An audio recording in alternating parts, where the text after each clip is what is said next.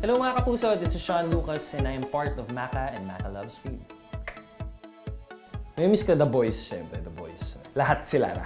Dun sa Boys tent, may sarili din kaming trip talaga dun. Tsaka paminsan pag tumatambay kami sa mga kotse, nag-uusap-usap. Kaya, ayun, yun yung talaga miss ko yung mga asara namin, gano'n.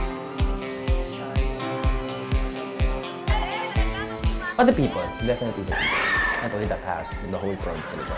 It's such a good work environment. They allow us to have fun talaga on set. Naramdaman ko yung bilib ng mga tao sa amin.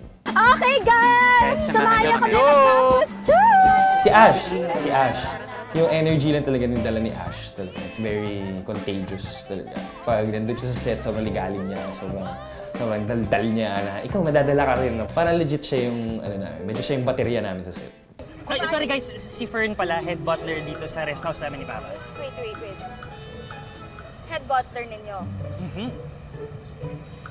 Rest house nyo? Yung may biglang parang may malaki akong bahay, nasa resort tayo.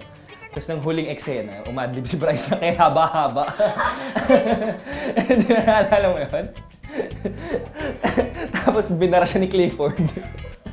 So, okay, rolling kami, ganun. Tapos nahulog si Shanty, ganun. Hulog kami, kilig-kilig eksena.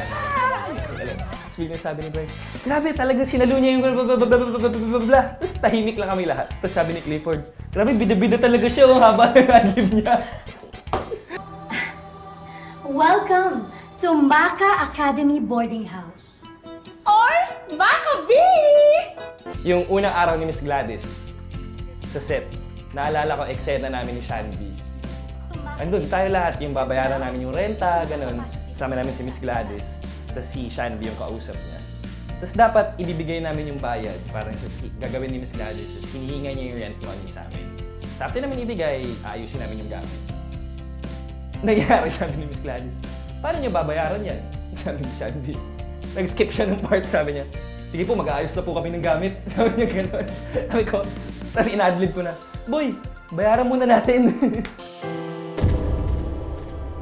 Just wanna give my heartfelt thank you to everyone. It's been a year of that, of your non-stop support and all the work that you put in and all the fans. And nang dahil sa inyo, nagkaroon ka, like, you allowed us to have these experiences.